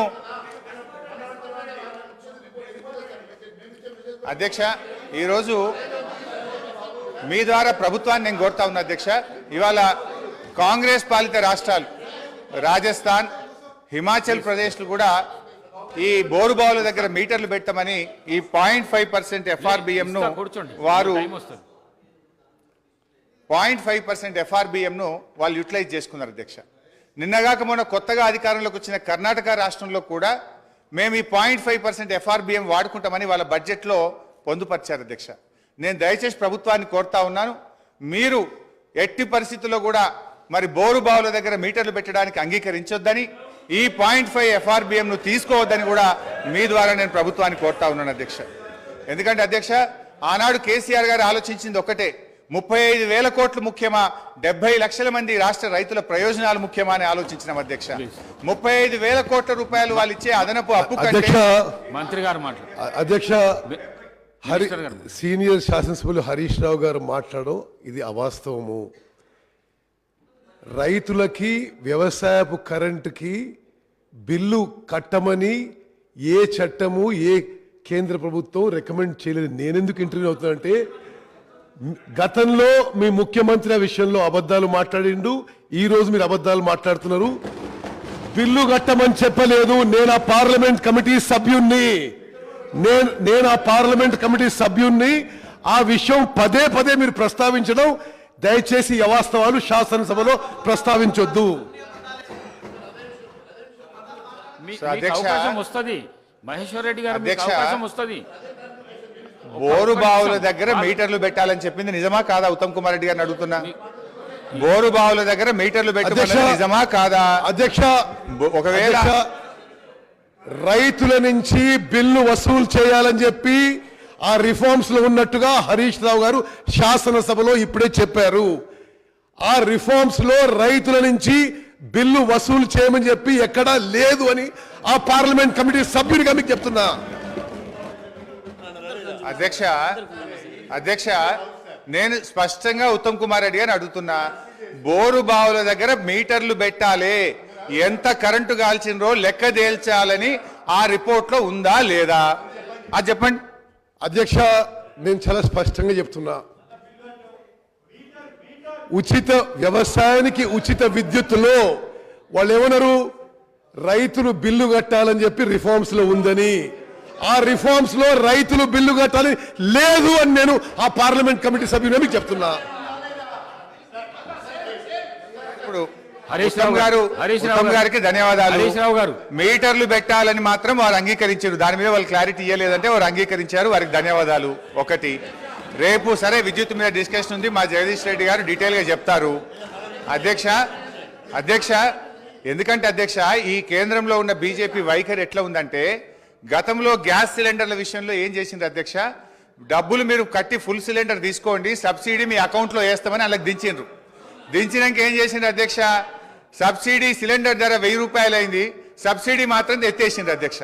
ఇది కూడా అట్లనే ఉంటుంది అధ్యక్ష. రేపు మీటర్లు పెడతారు, ఎల్లుండి బిల్లులు పంపించి కడితేనే చేస్తామని చెప్పి మెలిక పెట్టేటువంటి ప్రభుత్వం ఉన్నది అధ్యక్ష. ఈరోజు జాతీయ అంతర్జాతీయంగా చూస్తే జిఎస్డిపి వర్సెస్ డెట్ రేషియోలోనే అప్పులు చూస్తారు అధ్యక్ష. ఇందాకనే నేను చెప్పినట్టు ఆర్బీఐ స్టేట్ ఫైనాన్సెస్ బడ్జెట్ నివేదిక ప్రకారంగా అప్పులు తక్కువగా తీసుకున్న రాష్ట్రాల్లో తెలంగాణ దేశంలో 22 రాష్ట్రాలు తెలంగాణ కంటే ఎక్కువగా ఉన్నాయి. ఒకసారి జిఎస్డిపి టు డెట్ రేషియో ప్రకారం కొన్ని రాష్ట్రాల రుణాలు చూస్తే పంజాబ్ 48.7%, రాజస్థాన్ 40.6%, కేరళ 38.9%, ఉత్తరప్రదేశ్ 36.4%, తమిళనాడు 31.5%, మధ్యప్రదేశ్ 29.8%, ఛత్తీస్గఢ్ 28.6%. కానీ తెలంగాణ తీసుకున్న రుణం కేవలం 28.2%. ఇది ఆర్బీఐ తేల్చినటువంటి లెక్క అధ్యక్ష. ఈ పట్టిక కావాలంటే గౌరవ సభ్యులందరికీ కూడా నేను పంపిస్తాను అధ్యక్ష. ఈ అత్యధిక రుణాలు తీసుకున్న పంజాబ్, రాజస్థాన్ రెండు కూడా నిన్న మొన్నటి దాకా కాంగ్రెస్ పార్టీ అధికారంలో ఉన్న రాష్ట్రాలే అధ్యక్ష. అదేవిధంగా అధ్యక్ష, దేశంలో ఎప్పటి నుంచో ఉండి స్థిరపడ్డ రాష్ట్రాలు, ఆర్థికంగా బలపడ్డ రాష్ట్రాలు తెలంగాణ కంటే ఎక్కువ అప్పులు తీసుకున్నాయి. వివక్షతో, విద్రోహంతో విధ్వంసమైన తెలంగాణ పునర్నిర్మాణం కోసం, ప్రజల ఆకాంక్షల్ని వేగవంతంగా తీర్చడం కోసం తెలంగాణ అప్పు వాటికన్నా చాలా తక్కువగా ఉన్నది అధ్యక్ష. తెలంగాణ రాష్ట్రానికి ఎక్కువ శాతం రుణాలు దీర్ఘకాలిక రుణాలు. ఈ రుణాలు 58% 10 ఏళ్ల తర్వాత చెల్లించాల్సినవి. రీపేమెంట్ ఒత్తిడి కూడా తక్కువగా ఉన్న రాష్ట్రం మనది. ఇది ఆర్బీఐ చెప్పిన లెక్క. ఆర్థిక పరిపుష్టి ఉన్న రాష్ట్రం కావడం వల్లనే రీపేమెంట్ కెపాసిటీని దృష్టిలో ఉంచుకొని అప్పు ఇచ్చిన సంస్థలు కూడా తక్కువ వడ్డీకే రుణాలు చెల్లించేందుకు ముందుకు వచ్చాయి. వడ్డీ చెల్లింపుల విషయంలో తెలంగాణపై ఉన్న ఒత్తిడి కూడా తక్కువనే అధ్యక్ష. అవి చూస్తే ఒకసారి పంజాబ్ 24.4%, హర్యానా 23.5%, బెంగాల్ 20.6%, తమిళనాడు 20%, గుజరాత్ 15.1%, తెలంగాణ కేవలం 15% మాత్రమే అధ్యక్ష. అదేవిధంగా అధ్యక్ష, ఇవాళ వాళ్ళు నేను ఇందాక చెప్పే ప్రయత్నం చేసిన అప్పుల పరిమాణాన్ని ఎక్కువగా చూపించేందుకు కార్పొరేషన్ లోన్లను కలిపి ఇదంతా ఎక్కువగా తీసుకున్నారని చూపేటువంటి ప్రయత్నం చేస్తున్నారు. ఉదాహరణకు సివిల్ సప్లైస్ కార్పొరేషన్ ఉంటుంది అధ్యక్ష. సివిల్ సప్లైస్ కార్పొరేషన్ ద్వారా మనం అప్పు ఎందుకు తీసుకుంటాం అధ్యక్ష? It is a temporary arrangement. రైతులకు మనము 2 రోజుల్లోగా డబ్బు చెల్లించాలని, తీసుకున్న వడ్లకు వెంటనే డబ్బులు ఇవ్వాలని మనము లోన్ తీసుకొని రైతులకు పేమెంట్ చేస్తాం అధ్యక్ష. మనకు ఎఫ్సిఐ నుంచి డబ్బులు వచ్చిన తర్వాత ఆ డబ్బు తిరిగి బ్యాంకులకు మనం కట్టడం జరుగుతుంది అధ్యక్ష. అదేవిధంగా కేంద్ర ప్రభుత్వం నుంచి కూడా డబ్బులు రావడానికి కొంత టైం పడుతుంటుంది.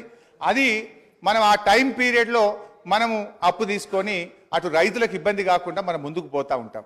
కానీ ఏంటంటే వీళ్ళు ఇదంతా కూడా ఇదేదో రాష్ట్ర ప్రభుత్వ అప్పుల కుప్పైందని చెప్పి చూపించేటువంటి ప్రయత్నం. అట్లే విద్యుత్ కార్పొరేషన్ల విషయంలో కూడా రేపు మంత్రి గారు డీటెయిల్గా చెప్తారు, నేను వాళ్ళకి ఫోన్ కానీ అధ్యక్ష. మనము విద్యుత్ కార్పొరేషన్ల విషయంలో కూడా మా మాజీ మంత్రి గారు జగదీష్ రెడ్డి గారు సభ్యులు డీటెయిల్గా చెప్తారు అధ్యక్ష రేపు. అయితే అధ్యక్ష, విద్యుత్ సంస్థలు కూడా వాళ్ళు ఎంతసేపు అప్పుల గురించి చెప్తున్నారు తప్ప ఆస్తుల కల్పన గురించి చెప్తలేదు. అది నేను నెక్స్ట్ లాస్ట్లో in my conclusion I will tell sir. అయితే ఇవాళ విద్యుత్ సంస్థల విషయంలో కూడా విద్యుత్ సంస్థలు కొత్త విద్యుత్ ఉత్పత్తి కేంద్రాల నిర్మాణం కోసం, డిస్ట్రిబ్యూషన్ కంపెనీలను డిస్ట్రిబ్యూషన్ నెట్వర్క్ మెరుగు చేయడం కోసం అప్పులు తీసుకుంటారు. ఎప్పుడైతే విద్యుత్ ఉత్పత్తి ప్రారంభం అవుతుందో దాన్ని ఏం చేస్తారు అధ్యక్ష? ఆ ఉత్పత్తి ప్రారంభమైనప్పుడు వచ్చిన ఆదాయం నుంచి వాళ్ళు అప్పులు చెల్లించుతూ ఉంటారు అధ్యక్ష. ఇలా అప్పుల విషయంలో కేంద్ర ప్రభుత్వం కూడా చూడాలి కదా అధ్యక్ష, ఇతర దేశాలది కూడా చూడాలి. ఇదేదో ఎక్కడ ఈ దేశంలో జరగంది ఇక్కడ జరిగింది. ఇలా మనకంటే ఇతర రాష్ట్రాలు ఎక్కువ తీసుకున్నాయి. మన కేంద్ర ప్రభుత్వం కూడా మీరు చూస్తే అధ్యక్ష, 2014-15లో భారతదేశపు అప్పు 62,42,521 కోట్లు, 2023-24 నాటికి 1,69,46,667 కోట్లు.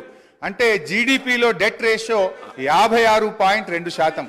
సగటున రోజుకు 4,618 కోట్లు కేంద్రం అప్పు చేస్తుంటే ఇలా రోజుకు 2,959 కోట్ల వడ్డీ చెల్లిస్తా ఉన్నారు. IFM నివేదిక ప్రకారం జీడిపిలో జపాన్ అప్పు 221%, గ్రీస్ 212, సింగపూర్ 163, అమెరికా 115, UK 113%. అంటే ఇవన్నీ అప్పుల కుప్పలైన దేశాలు అవుతాయి అధ్యక్ష. హరీష్ రావు గారు దయచేసి ప్లీజ్ తొందరగా ముగించండి. హాఫ్ అన్ అవర్ మంత్రి గారికి హాఫ్ అన్ అవర్ సార్.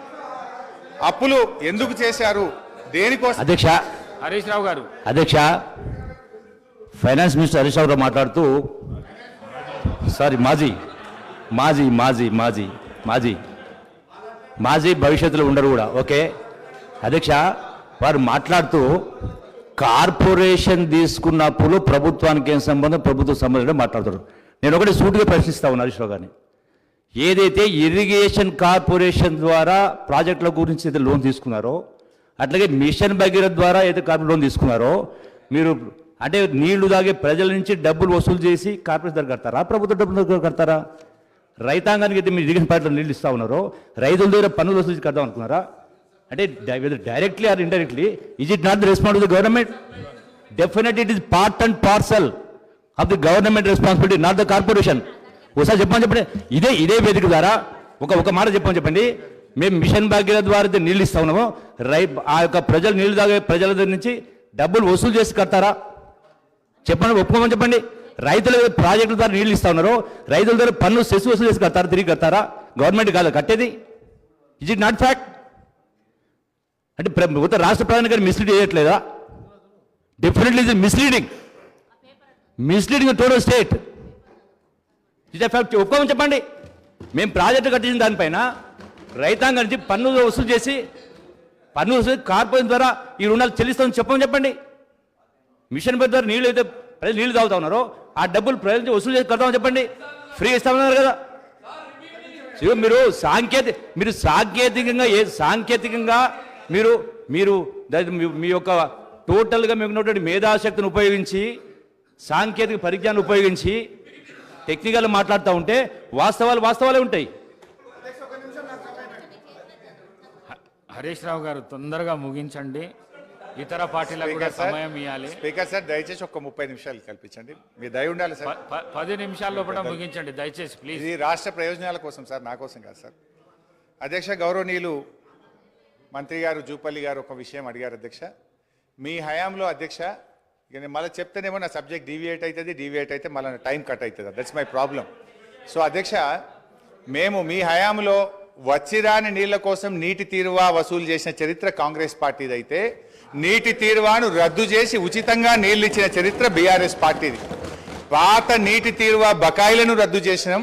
ఈ రాష్ట్రంలో రైతులకు ఉచితంగా సాగునీరిస్తూ నిర్ణయం తీసుకున్న ప్రభుత్వం మా బీఆర్ఎస్ ప్రభుత్వం అధ్యక్ష. ఇకపోతే అధ్యక్ష, మంచినీళ్ల విషయంలో గత 3 సంవత్సరాల నుంచి కూడా ఈ రాష్ట్రంలో ఎక్కడా ప్రజల నుంచి ఒక్క రూపాయి కూడా వసూలు చేయలేదు. ఈ రాష్ట్ర ప్రజలకు వాటి విలువ గురించి కానీ, తద్వారా పెరిగిన సంపద గురించి కానీ, పెరిగిన తలసరి ఆదాయం గురించి మాట్లాడకపోవడం వారి కుట్రపూరిత వైఖరికి నిదర్శనం అధ్యక్ష. ఈ వైఖరిని ప్రజలు కూడా గమనిస్తున్నారు అధ్యక్ష. గుమ్మి నిండా వడ్లు ఉండాలి, గూటమూల పిల్లలు ఉండాలంటే ఎట్లా అధ్యక్ష? ఇదేం థింకింగ్ అధ్యక్ష? తెచ్చిన ప్రతి పైసా భవిష్యత్ ప్రయోజనాల కోసం పెట్టుబడి పెట్టినాం. గర్వంగా చెప్తున్నాం అధ్యక్ష. అత్యధిక క్యాపిటల్ ఎక్స్పెండిచర్ను ఖర్చు చేసి సామాజిక ఆస్తులను ఇవాళ ఈ రాష్ట్రం కోసం బీఆర్ఎస్ పార్టీ ప్రభుత్వం సమకూర్చింది అధ్యక్ష. తెలంగాణ రాష్ట్రం ఆవిర్భవించినాడు పరిస్థితి ఎట్లా ఉందంటే, ఒక విధ్వంసమైన రాష్ట్రాన్ని, కరెంటు చక్కగలేని రాష్ట్రాన్ని, తాగునీళ్లు చక్కగలేని రాష్ట్రాన్ని, సర్కారు తుమ్మలు మొలిచిన చెరువులు, తెగిన కట్టలు, శిథిలమైన తూములు, అలుగులు, ప్రాజెక్టులు లేక, సాగునీరు లేక, బోరుబావులే దిక్కైన రాష్ట్రాన్ని, భూగర్భ జలాలు అడిగంటి 600 ఫీట్లు బోరు వేసిన చుక్క నీళ్లు పడని రాష్ట్రాన్ని, ఉపాధి లేక జనం వలసబాటిన పట్టిన రాష్ట్రాన్ని ఒక దరికి చేర్చాలంటే, ప్రజల కన్నీళ్లు తుడవాలంటే దానికి ఎంత నిబద్ధత ఉండాలి, ప్రజల మీద ఎంత మమకారం ఉండాలి, ఎంత తపన ఉండాలి, ఎంత తపస్సు చేయాలి, ప్రజల శ్రేయస్సు కోసం, అభివృద్ధి యజ్ఞం కోసం నిధులు సమీకరిస్తే ఇది తప్పైతుందా అధ్యక్ష? క్యాపిటల్ ఎక్స్పెండిచర్తో ఇవాళ సంపద సృష్టించిన అధ్యక్ష. తెచ్చిన పైసలతో సాగునీటి ప్రాజెక్టులు కట్టినాం. పడావు పడ్డ బీడు భూముల్లో నదీ జలాలు మలిపినాం. నీరు పల్లె మెరుగు అని అవహేళన చేసిన ఆనాటి కాంగ్రెస్ నాయకులు నోళ్లు మూతపడేలా నీళ్లను ఎత్తిపోసినాం. విధ్వంసమైన చెరువులను పునరుద్ధరించినాం, చెరువులకు ప్రాజెక్టులను అనుసంధానం చేసినాం, నీటి నిల్వ సామర్థ్యం పెంచినాం, భూగర్భ జలాలు పెంచినాం, భూమికి బరువయ్యేంత పంట పండేలా చేసినాం, రైతుల గుండెల్లో ఎనలేని భరోసా నింపినాం, తాగునీటి కోసం బిందె మీద బిందె పెట్టుకొని మైళ్ళ దూరం నడుస్తున్న ఆడబిడ్డల ఆవేదన తీర్చినాం, నడింట్ల నల్లాలు పెట్టి శుద్ధి చేసిన నదీ జలాలను తాగునీరుగా అందించినాం, తెలంగాణ విద్యుత్ ఉత్పత్తి పెంచినాం, పంపిణీ వ్యవస్థల్ని బలోపేతం చేసినాం, నాణ్యమైన విద్యుత్తును ఉచితంగా వ్యవసాయానికి అందించినాం, కొన్ని రంగాలకు నిరంతరాయం, అన్ని రంగాలకు కూడా నిరంతరాయ విద్యుత్ సరఫరా చేసినాం, క్రాప్ హాలిడేలు పవర్ హాలిడేలు లేకుండా చేసినాం, రహదారులు బ్రిడ్జిలు భవనాలు జిల్లా కలెక్టరేట్లు మెడికల్ కాలేజీలు పాఠశాలల మీద క్యాపిటల్ ఎక్స్పెండిచర్ చేసినాం, తెలంగాణ ఉజ్వల భవిష్యత్తుకు బాటలు నిర్మించినాం. అధ్యక్ష, ఇవాళ ఏం విజయాలు సాధించినామో అని వాళ్ళు మాట్లాడుతున్నారు. అధ్యక్ష, ఇవాళ పంటల విస్తీర్ణం 2014-15లో 1,31,00,000 ఎకరాలు కాగా 2022-23 నాటికి 2,08,67,000 ఎకరాలకు చేరింది. అధ్యక్ష, అంటే 59% పెరిగింది. అధ్యక్ష, పంట దిగుబడి అన్ని రకాల పంటలు కలిపి ఆ రోజు 1,00,000 మెట్రిక్ టన్నులు. అధ్యక్ష అప్పులు తెచ్చి అన్ని బిల్డింగ్స్ కట్టామని చెప్తున్నారు. చాలా సంతోషం అధ్యక్ష. ఏం బిల్డింగ్లు కట్టారు అధ్యక్ష? సెంట్రల్ జైలు కూలగొట్టిండ్రు, పురాతనమైనది నిజాం నవాబ్ కాలం నాటిది అక్కడ హాస్పిటల్ కట్టిండ్రు అధ్యక్ష. అదే హాస్పిటల్ ఊరవతల కట్టుంటే పేషెంట్లకు కూడా మంచిగా ఉంటుంది అధ్యక్ష. పురాతనమైన జైలు కూడా అక్కడ ఉండేది అధ్యక్ష. అక్కడ ఎంజిఎం ఉంది, ఎంజిఎంలో సరిగా స్టాఫ్ లేరు అధ్యక్ష. దాన్ని డెవలప్మెంట్ చేయకుండా కొత్త బిల్డింగ్ ఎందుకు కట్టారు, ఆ ప్లేస్లో ఎందుకు కట్టారంటే వీళ్ళకు పర్సంటేజ్ల కోసం కట్టారు అధ్యక్ష. ఈరోజు సెక్రటేరియట్ పాత భవనాన్ని కూలగొట్టారు అధ్యక్ష. అంత పెద్ద భవనాన్ని, అన్ని కోట్ల విలువైన భవనాన్ని కూలగొట్టాల్సిన అవసరం ఏముంది అధ్యక్ష? దాన్ని ఇంకొక గాంధీ హాస్పిటల్లో ఇంకొక నిమ్స్ హాస్పిటల్లో చేసి పేదవాళ్లకు హాస్పిటల్ని కేటాయించి ఈ సెక్రటేరియట్ బిల్డింగ్ ఇంకా ఎక్కడైనా కట్టుంటే అదే ఆస్తి కూడగట్టినట్టు. ఉన్న ఆస్తులను ధ్వంసం చేసి కొత్త ఆస్తులు కట్టుకున్నది ఎవరి కోసం? మీకోసం కట్టుకున్నారు, మీ పర్సంటేజ్ల కోసం కట్టుకున్నారు. ఈరోజు డబుల్ బెడ్రూమ్ ఇల్లు ఎక్కడా కూడా నిరుపేదలకు కట్టలేదు అధ్యక్ష. 100 సార్లు నేను సీఎం గారిని, గత సీఎం గారిని అడిగాను అధ్యక్ష. స్థలాలున్న వాళ్ళకి ఒక 3 లక్షలు 4 లక్షలు ఇవ్వండి, వాళ్ళు ఒక్క షెడ్ అన్న వేసుకుంటారు అంటే మేకెక్కడ ఉండాలి, కోడెక్కడ ఉండాలి, అల్లుడెక్కడ ఉండాలి, బిడ్డ ఎక్కడ ఉండాలి, డబుల్ బెడ్రూమ్ ఇల్లు కట్టిస్తా అని కనీసం ఒక 100 బెడ్రూమ్ హౌజులు కూడా ఒక్కొక్క నియోజకవర్గానికి ఇవ్వలేదు అధ్యక్ష. ఆ ఇచ్చిన బెడ్రూమ్ ఇల్లు కూడా ఈరోజు ఎలక్షన్ల ముందు వాళ్ళ కార్యకర్తలకు మాత్రమే ఇచ్చుకున్నారు అధ్యక్ష. నిరుపేదలకు ఎవరికి ఇవ్వలేదు అధ్యక్ష. ఈరోజు బోర్బండ పోదాం అధ్యక్ష, ఇక్కడి నుంచి బోర్బండకి వెళ్దాము. అక్కడ వాళ్ళు టైల్స్ వేసుకొని వాళ్ళు షెల్ఫ్లు కట్టుకొని 10-10 వేలకు కిరాయిలకు ఇచ్చుకుంటున్నారు అధ్యక్ష డబుల్ బెడ్రూమ్ ఇల్లు. వీళ్ళు చేసిన పనులన్నీ కూడా దుర్వినియోగం చేశారు అధ్యక్ష. అప్పులు తెచ్చి నిరుపేదలకు ఉపయోగపడి పని ఒక్కటి కూడా చేయలేదు అధ్యక్ష. స్కూళ్ళు డెవలప్ చేయలేదు, ఉన్న హాస్పిటల్ డెవలప్ చేయలేదు, హాస్పిటళ్లలో స్టాఫ్ను రిక్రూట్ చేయలేదు, విద్యా వైద్యాన్ని పూర్తిగా నిర్లక్ష్యం చేసిన ప్రభుత్వం ఏదైనా ఉందంటే తెలంగాణ ప్రభుత్వం అధ్యక్ష. మనం తెలంగాణ తెచ్చుకున్నది నీళ్లు, నిధులు, నియామకాలు. ఈరోజు నీళ్లు కృష్ణా జలాలను ఆంధ్రాకు అమ్ముకుంటున్నారు అధ్యక్ష. ఒక్కటి నేను అడుగుతా అధ్యక్ష, పక్క రాష్ట్రాలు అన్నప్పుడు ఫ్రెండ్షిప్ గా ఉండాలి అధ్యక్ష. సీఎం కేసీఆర్ కుటుంబం అయ్యో జగన్మోహన్ రెడ్డి ఇంట్లో భోజనం చేస్తారు అధ్యక్ష. జగన్మోహన్ రెడ్డి కుటుంబం వచ్చో సీఎం కేసీఆర్ ఇంట్లో భోజనం చేస్తారు అధ్యక్ష. వాళ్ళ వెనకాలనేమో కేటీఆర్ గారు వెళ్తారు అధ్యక్ష. మామూలుగా ఇద్దరు సీఎంలు కూర్చున్నప్పుడు తప్పకుండా వాళ్ళ చీఫ్ సెక్రటరీ వీళ్ళ చీఫ్ సెక్రటరీ ఉండాలి. ఇద్దరి సీఎంల మధ్యలో ఏం సంభాషణ జరిగిందన్నది ప్రజలకు తెలియదు అధ్యక్ష. ఇన్నిసార్లు వీళ్ళు కలిసినా కూడా వీళ్ళు ఏం మాట్లాడుకున్నారు అనేది ప్రజలకు తెలియదు అధ్యక్ష. మళ్ళీ వచ్చినాక ఆంధ్ర మీద బయట తిడతారు అధ్యక్ష, లోపల మాత్రం భోజనాలు చేసుకుంటారు. కేటీఆర్ గారు ఏం మాట్లాడుకున్నారంటే వాళ్ళు ఏదో అభివృద్ధి గురించి మాట్లాడుకుంటున్నారు, నాకు సంబంధం లేదని వచ్చి ఈయన ప్రెస్ ముందట చెప్తాడు అధ్యక్ష. ఈ రోజు సెంట్రల్లో నీటి వనరుల గురించి మీటింగ్ పెట్టినప్పుడు ఎంతమంది ఇక్కడ నుంచి పోయారు, ఎవరెవరు పోయారు, ఎప్పుడు సీఎం పోయారు, అదొకసారి చెప్పమన్నాను అధ్యక్ష. ఈరోజు కేంద్రాన్ని ఎందుకు బద్నాం చేస్తున్నారు అధ్యక్ష? ఈ రోజు మోడీ గారితో మీరు సత్సంబంధాలు ఎందుకు పెట్టుకోలేదు? ఈ రోజు యాదాద్రి విషయంలో చిన్నజీయర్ స్వామిని ఎంకరేజ్ చేశారు. ఈ రోజు ఆయన ఎక్కడో ఒకటి కట్టుకుంటే అక్కడ మోడీని పిలిచిండని ఈ రోజు మోడీని పక్కకు పెట్టేసి మోడీతో సంబంధాలు లేకుండా సెంట్రల్ ఫండ్స్ తెచ్చుకోకుండా ఈ రోజు కేంద్రం ఇవ్వడం లేదని బద్నాం చేయడం తప్ప అధ్యక్ష. ఈ రోజు కేంద్రాన్ని దూరం పెట్టింది వీళ్ళు, కేంద్రం ఫండ్స్ ఉపయోగించుకోండి వీళ్ళు. చాలా ఫండ్స్ ఈ రోజు రిటర్న్ పోయినాయి అధ్యక్ష, కేంద్ర ప్రభుత్వ నిధులు. దాని వైఫల్యం పూర్తిగా గత ప్రభుత్వం ఉందని నేను చెప్తా ఉన్నాను అధ్యక్ష. దయచేసి ప్రగల్భాలు పలగకండి. ఈరోజు తెలంగాణ లాభాల బాటలో ఉన్న తెలంగాణను కాంగ్రెస్ పార్టీ మీకు అప్పచెప్పింది. నష్టాల బాటలోకి వెళ్ళి నిరుపేదల జీవితాలు మీరు బాగు చేయలేదు. కేవలం పెద్దవాళ్ళని బాగు చేశారు, పేదోళ్ళని ఎక్కడున్న వాళ్ళని అక్కడ ఉంచారు. ఈ వాస్తవాలను ఒప్పుకోవాల్సిన బాధ్యత మీ మీద ఉందని ఈ సందర్భంగా గుర్తు చేస్తా ఉన్నాను అధ్యక్ష. ఏంది అధ్యక్ష ఇట్లా ఇంతమంది మంత్రులు మధ్య మధ్యలో వేస్తే మేము ఎట్లా మాట్లాడగలుగుతాం అధ్యక్ష? వాట్ ఈస్ దిస్ అధ్యక్ష? సరే ఎనీహౌ ఏం చేస్తాం అధ్యక్ష? ప్లీజ్ హరీష్ రావు గారు ప్లీజ్. అధ్యక్ష కానీ మీరు ఈసారి ఇప్పుడు 5 మంత్రులకు అవకాశం ఇస్తారు సార్. మీరు శ్రీధర్ బాబు గారు, ఉత్తమ్ కుమార్ రెడ్డి గారు, పొన్నం ప్రభాకర్ గారు, సీతక్క మన కొండా సురేఖ గారు, జూపల్లి గారు, ఇంతమంది మంత్రులకు ఇచ్చి నన్ను మధ్యలో ఇన్నిసార్లు డిస్టర్బ్ చేసి నా ఫ్లో డిస్టర్బ్ చేసే ఇది ఒక కుట్ర సార్. ఇది కూడా అన్యాయం సార్ ఇది. అధ్యక్ష మా సోదరిమణి సరే ఒక విషయంలో ప్రజలు కూడా చూస్తున్నారు అధ్యక్ష. మా సోదరిమణి సురేఖ గారు ఒక మాట అన్నారు, హాస్పిటల్ ఊరవతలు ఉండాలన్నట, జైలేమో నడి ఊర్లు ఉండాలన్నట. ఇది ఏం ప్రేమ అధ్యక్ష? ప్రజలు ఇబ్బంది పడొద్దు, వరంగల్ నడిబొడ్డున ప్రభుత్వ ఆసుపత్రి ఉంటే ప్రజలకు మేలవుతుందని ప్రజల కోసం నడిబొడ్డున మేము ఆసుపత్రి కడితే దాన్ని కూడా మా సోదరిమణి తప్పుపడితే నేను అది వారి విజ్ఞత వదిలేస్తా అధ్యక్ష. ఇకపోతే వైద్యం కూడా నిర్లక్ష్యమైందని సోదరిమణి చెప్పారు అధ్యక్ష. బయట ఉంటే ఆరోగ్యకరంగా ఉంటారు పేషెంట్స్. పురాతనమైన జైలు భవనాన్ని పడగొట్టాల్సిన అవసరం ఏమొచ్చింది? ఎందుకు పడగొట్టాల్సి వచ్చింది? ఈ రోజు చెట్టుకొక్కరు పుట్టకొక్కరు అయిన అధ్యక్ష. వాళ్ళ భార్యలకు వాళ్ళు ఎక్కడున్నారో కూడా తెలియనటువంటి పరిస్థితి ఉన్నది. హరీష్ రావు గారు సార్ ఏం సార్ ఇది? హరీష్ రావు వారు మాట్లాడితే నేను సమాధానం చెప్పాలి కదా అధ్యక్ష. ముగించండి. ఎట్లా ముగించాలి సార్? మీరు 8 మంది 1/2 డజన్ మంది మంత్రులకు మధ్యలో ఇంటరప్ట్ చేస్తే నేను ఎట్లా మాట్లాడాలి సార్? అధ్యక్ష మా సోదరిమణి వైద్యం నిర్లక్ష్యమైందన్నారు. ఆనాడు కాంగ్రెస్ ప్రభుత్వ హయాములో నేను రాను బిడ్డో సర్కారు దవాఖానకనే పాటలు వస్తే మా హయాములో పోదాం పద బిడ్డ సర్కారు దవాఖానకనంత గొప్పగా ప్రభుత్వ ఆసుపత్రులు చేశాం.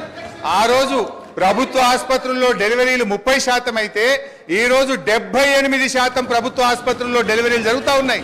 ఇది మా ప్రభుత్వ పనితీరు నిదర్శనం. సో నేను మాటకు చెప్పగలుగుతాను కానీ I don't want to deviate. అధ్యక్ష కన్క్లూడ్ చేయండి ప్లీజ్. అధ్యక్ష ఈ రాష్ట్రం అనేక గొప్ప విజయాలను కూడా సాధించింది అధ్యక్ష.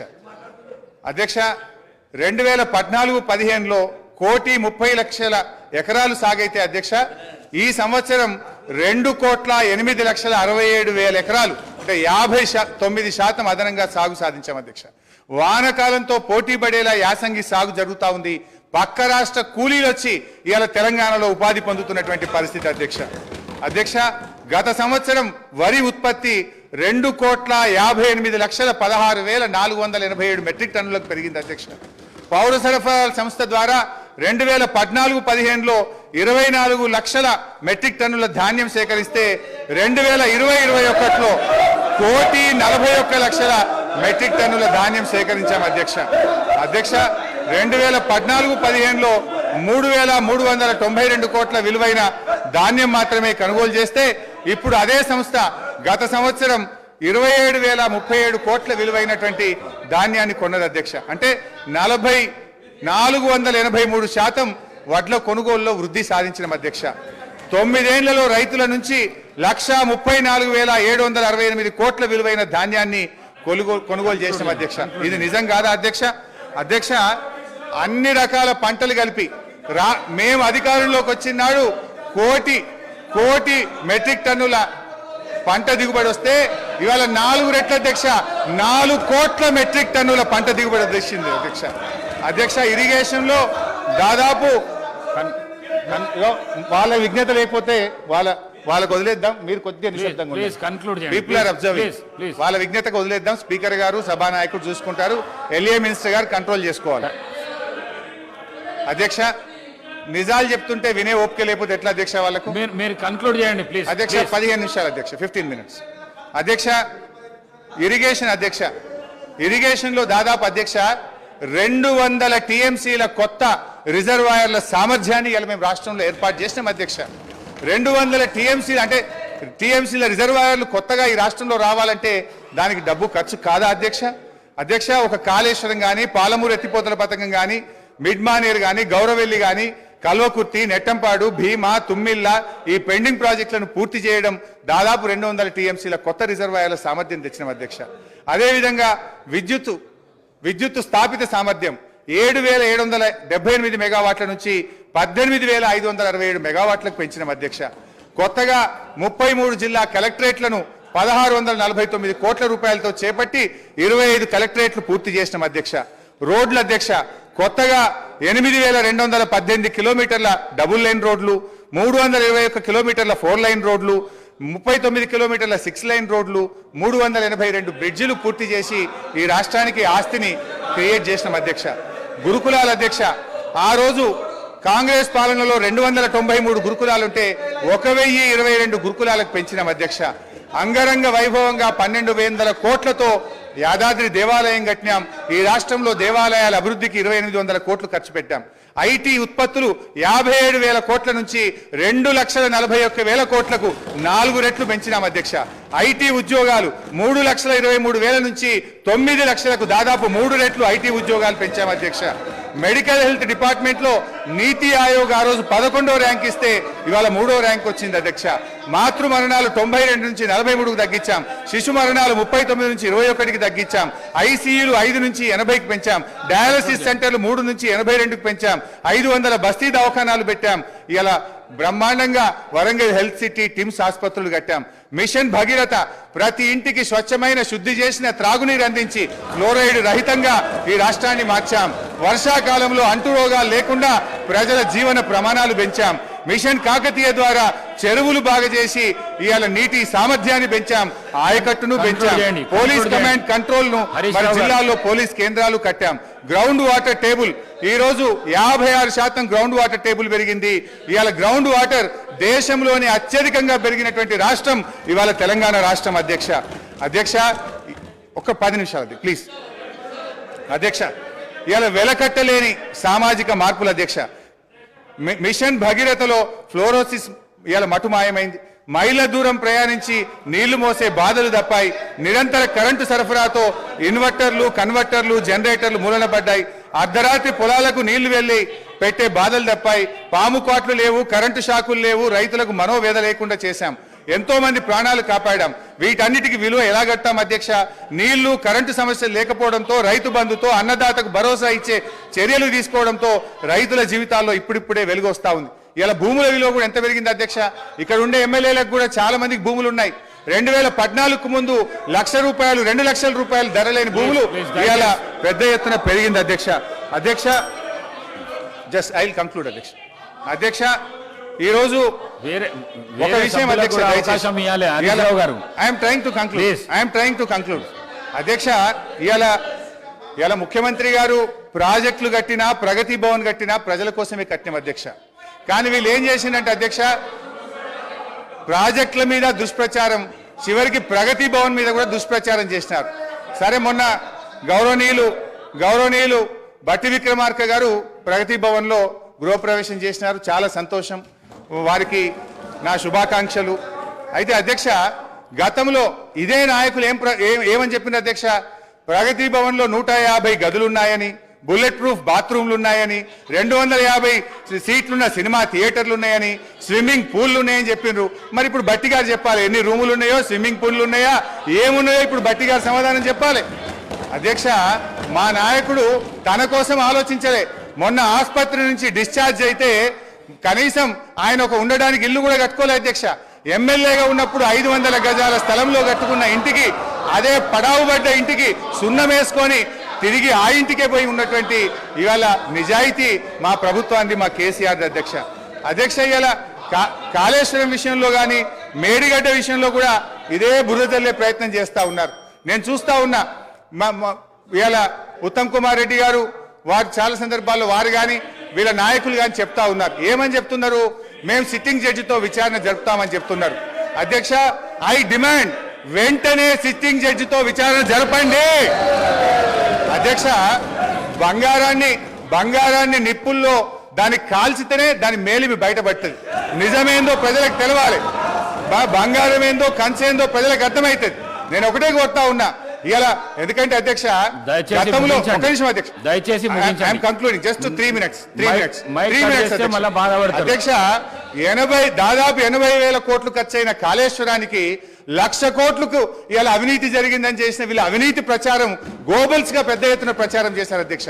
దురదృష్టవశాత్తు ప్రజలు కూడా కొంత నమ్మిండ్రు అధ్యక్ష. ఇవాళ నిజం నిలకడమే తెలుస్తుంది. తప్పకుండా ఇవాళ మీరు మేడిగడ్డ మీద వేస్తారా, సుందిల మీద వేస్తారా, సిట్టింగ్ జడ్జితో విచారణ తక్షణమే వేయండి. మేము రెడీగా ఉన్నాం. మా నిజాయితీ బయటకు వస్తుంది. మేము ఎలాంటి తప్పులు చేయలేదు కనుక నిజాలు ప్రజలకు తెలవాలంటే విచారణ జరపాలి, వెంటనే వేయాలని కూడా. Leader of the house. Speaker sir, మాజీ మంత్రివర్యులు హరీష్ రావు గారు 5 సార్లు శాసనసభ్యుడిగా, నా తెలిసక్క లెక్కలు 5 సార్. ఆయన ఏదో దొంగ లెక్కలు కలుపుకొని వేయడని చెప్తుంటాడు కానీ ఆయన ఎన్నికైందే 2005లో, 2005, 2009, 2014, 2018, 2023. ఇంకా అన్ని రాసుకోండి, బై ఎలక్షన్స్ రాసుకోండి, వాళ్ళ మామ గెలిచినవి కూడా ఆయన దాంట్లో రాసుకోండి, ఏం అభ్యంతరం లేదు. వారు వివిధ హోదాలలో వారు పనిచేయడం జరిగింది. 2014 నుంచి 2018 వరకు వారే సాగునీటి పారుదల శాఖ మంత్రిగా పనిచేసిండ్రు. వారి తరువాత మాజీ ముఖ్యమంత్రి గారు చంద్రశేఖరరావు గారు సాగునీటి పారుదల శాఖ మంత్రిగా పనిచేసిండ్రు. అంటే ఈ 9.5 సంవత్సరాలు వాళ్ళ కుటుంబము తప్ప ఇతరులు ఎవ్వరు సాగునీటి పారుదల శాఖ మంత్రిగా పనిచేయలేదు. వారు ఆర్థిక మంత్రి తర్వాత ఈ రాష్ట్రం మీద ఉన్న అప్పులు కానీ, వివిధ కార్పొరేషన్ల పేరు మీద చేసిన అప్పులు కానీ సంపూర్ణంగా వారి దగ్గర